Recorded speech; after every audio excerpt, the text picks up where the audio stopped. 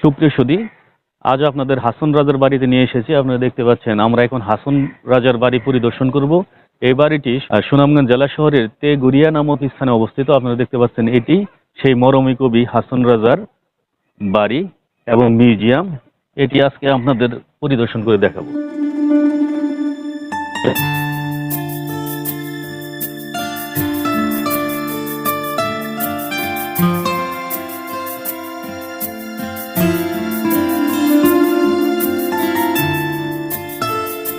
সুপ্রিয় সুধী, আপনারা দেখতে পাচ্ছেন হাসন রাজা মেমোরিয়াল মিউজিয়াম। এটি হাসন রাজার মিউজিয়াম। আপনারা দেখতে পাচ্ছেন দেওয়ান ইউনাইটেড ট্যুরিজম, তেঘরিয়া, সুনামগঞ্জ। আমরা এখন এই মিউজিয়ামটির ভিতরে ঢুকবো। আপনারা দেখতে পাচ্ছেন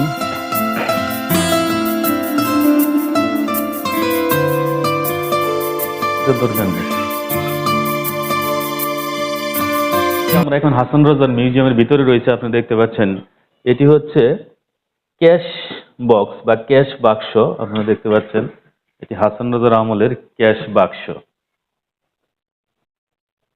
দেখা হয়েছে এটা কি হাসন রাজার ভাঙা তরী।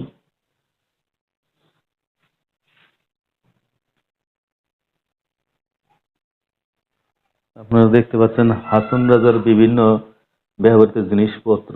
হাসন রাজার স্ত্রীর ব্যবহৃত কলসি। আপনারা দেখতে পাচ্ছেন এই কলসিটি হাসন রাজার স্ত্রী ব্যবহার করতো। আপনারা সেই কলসিটি এখন দেখতে পাচ্ছেন। অনেক পুরাতন এই কলসিটি।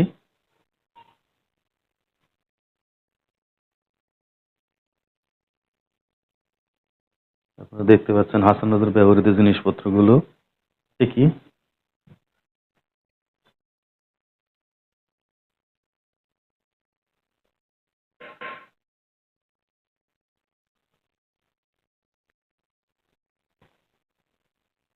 হাসন রাজার দ্বিতীয় পুত্র দেওয়ান হাসিনুর রাজা চৌধুরীর ছবি। এটি আপনারা দেখতে পাচ্ছেন দেওয়ান হাসিনুর রাজার চৌধুরী। হাসন রাজার তৃতীয় পুত্র দেওয়ান একলিমুর রাজা চৌধুরীর ছবি। এটি আপনারা দেখতে পাচ্ছেন। এই পাশ দিয়ে আসো, এটি হাসন রাজার ছবি আপনারা দেখতে পাচ্ছেন। কবির চতুর্থ পুত্র দেওয়ান আফতাবুর রাজা চৌধুরী, যিনি উক্ত বাড়িতে বসবাস করেন। ইনি আফতাবুর রাজা চৌধুরীর ছবি। এটি দেখতে পাচ্ছেন দেওয়ান হাসন রাজার চতুর্থ পুত্র। মরহুময় কবি হাসন রাজার সংক্ষিপ্ত জীবন বৃত্তান্ত এখানে লেখা আছে। আপনারা দেখতে পাচ্ছেন। আপনারা দেখতে পাচ্ছেন এখানে কবির উল্লেখযোগ্য কয়েকটি গান যা ইংরেজি অনুবাদ সহ এখানে রয়েছে। আপনারা দেখতে পাচ্ছেন এটি একটি জনপ্রিয় গান। আপনারা দেখেন লোকে বলে বলে রে গড়বাড়ি বালা নাই আমার। আমরা দেখতে পাচ্ছেন খুব একটি জনপ্রিয় গান। এই গানগুলো এখানে ইংলিশ ভার্সন সহ দেওয়া রয়েছে এই মিউজিয়ামে। হাসন রাজা বংশের শেষ জমিদারের ছবি। এটি আপনারা দেখতে পাচ্ছেন। বংশের শেষ জমিদার ছিল এই আনোয়ার রাজা চৌধুরী। তার বংশের বিভিন্ন লোকের ছবি এখানে দেওয়া রয়েছে এই মিউজিয়ামটির ভিতরে। এখানেও দেখতে পাচ্ছেন আপনারা হাসন রাজার সময় ব্যবহৃত বিভিন্ন তৈজসপত্র বা বিভিন্ন ধরনের জিনিসপত্র আপনারা দেখতে পাচ্ছেন এখানে, এবং কিছু বইও রয়েছে এখানে। হাসন রাজার সঙ্গীত সমগ্র সম্পাদনায় সামারিন দেওয়ান। তার সমস্ত গানের পাণ্ডুলিপি এখানে রয়েছে।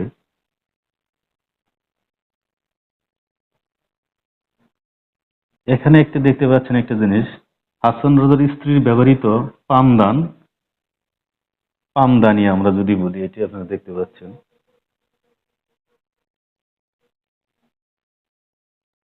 এখানে একটা পানির পাত্র দেওয়ান হাসন রাজা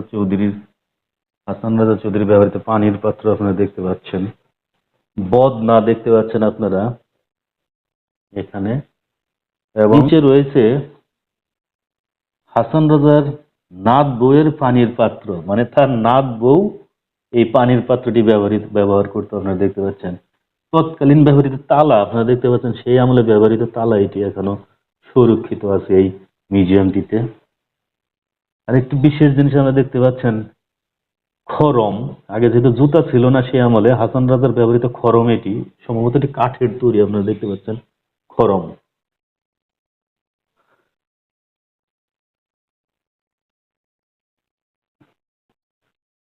এই পাশে আর কিছু নাই।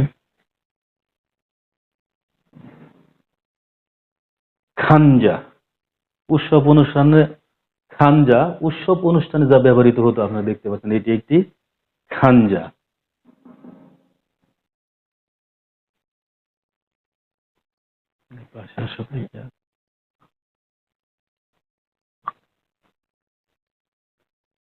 হাসান রাজার ব্যবহৃত ঢোল আপনারা দেখতে পাচ্ছেন, হাসান রাজা ব্যবহৃত ঢোলের ছবিটা আপনারা দেখতে পাচ্ছেন, একতারা এবং হারমোনিয়াম।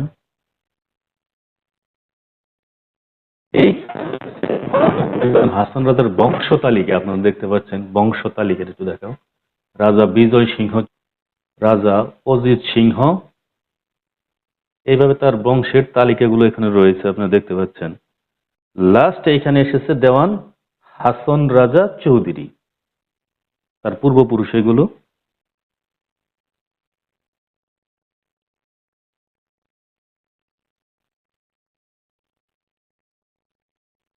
এই ছবিটা আপনারা দেখতে পাচ্ছেন হাসন রাজার একমাত্র বোন মহিলা কবি সহিফা বানু।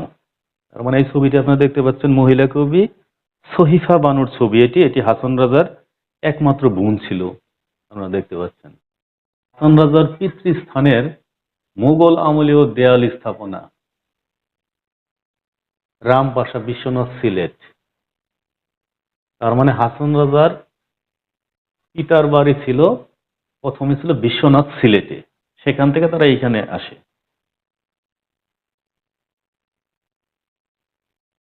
এখানে দেখতে পাচ্ছেন একটি ছবিতে আপনারা মরমী কবি সাদামাটা কবরস্থান আপনারা দেখতে পাচ্ছেন, যাতে গড়িয়ায় অবস্থিত এই সুনামগঞ্জেই। হাসান রাজার জ্যেষ্ঠ পুত্র, সবচেয়ে বড় পুত্র দেখেন দেওয়ান গনিউর রাজা চৌধুরীর ছবি, এটি আপনারা দেখতে পাচ্ছেন।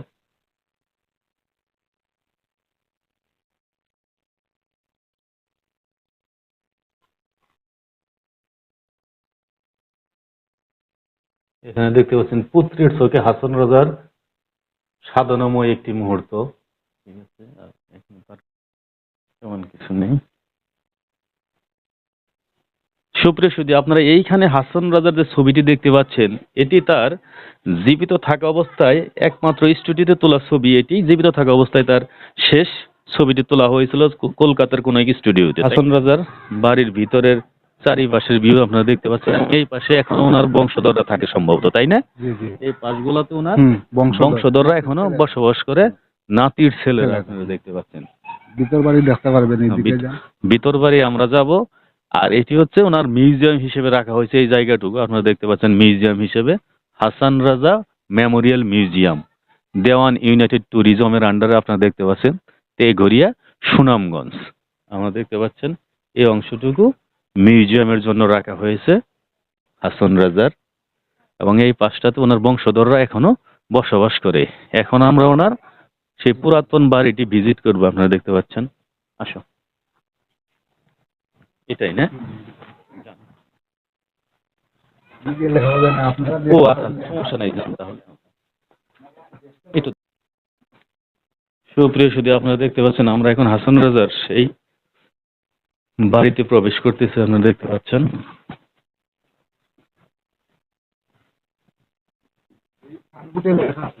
বুঝতে পারছি। পিছনে সিঁড়ির ঘাট আছে, হ্যাঁ, এদিকে সামনে একটা ধানের গুলা ঘর আছে। আচ্ছা আচ্ছা, এই যে এখানে না লেখা আছে তো,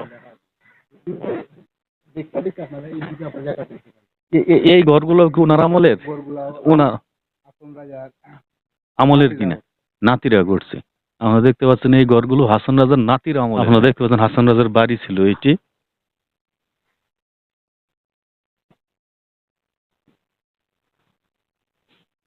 সুপ্রিয় সুধী, আপনারা দেখতে পাচ্ছেন এই ভিটের উপর দাঁড়িয়ে ছিল মরমী কবি হাসান রাজার সন বাঁশ দ্বারা নির্মিত 8 তলা মাটির ঘর।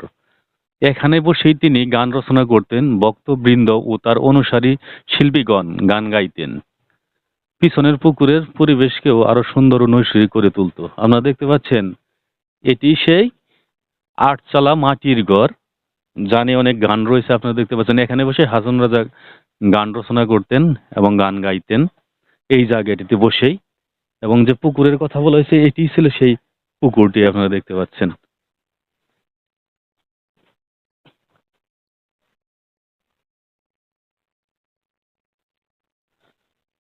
একটু জিনিসটা দেখাও তো। এই সেই পুকুর আপনারা দেখতে পাচ্ছেন, তৎকালীন সময়ে পুকুরটি ছিল স্বচ্ছ জলে লাল সাদা পদ্ম ফুলের সমাহার। সুরমা নদীর সঙ্গে ছোট্ট একটি খালের মাধ্যমে পুকুরটি সংযুক্ত ছিল।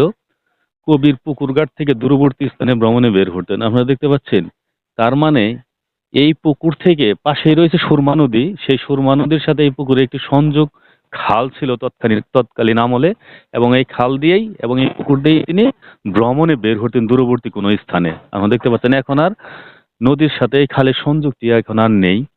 নদীর সাথে এই পুকুরের খাল দিয়ে সেই সংযুক্তি এখন আর নেই। বুঝছেন? এই এই ভিটের উপরে দাঁড়িয়ে ছিল সেই আটচালা সনু মাটি দিয়ে তৈরি যে ঘরটি, এই ঘরে বসেই তিনি গান রচনা করতেন। এখন আর সেই ঘরটি নেই, এটি পরবর্তী নির্মাণ করা হয়েছে, আপনারা দেখতে পাচ্ছেন। মানে এই ভিটের উপর যে ঘরটি ছিল, এখানে বসেই তিনি গান রচনা করতেন।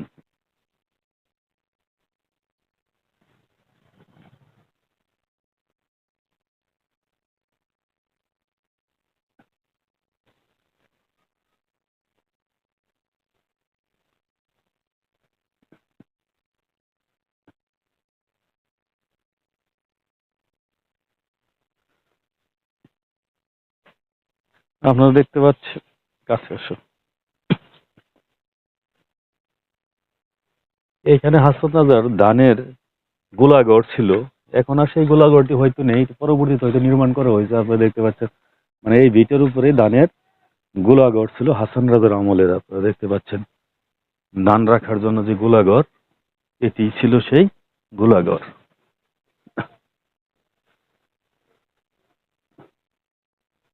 আপনারা দেখতে পাচ্ছেন আমার পিছনে যে ঘরটি, এই ভিটের উপরে যে ঘরটি ছিল আগে ছন এবং বাঁশ দিয়ে তৈরি, এখানে বসে হাসান রাজা গান রচনা করতেন, ভক্তদের নিয়ে গান গাইতেন। এই ভিটের উপরই সেই বাড়িটি ছিল, সেটি বাঁশ এবং ছন দিয়ে নির্মাণ করা হয়েছিল তৎকালীন আমলে। এখন আর সেই ঘরটি নেই, এখানে পরবর্তী এই ঘরটি নির্মাণ করা হয়েছে।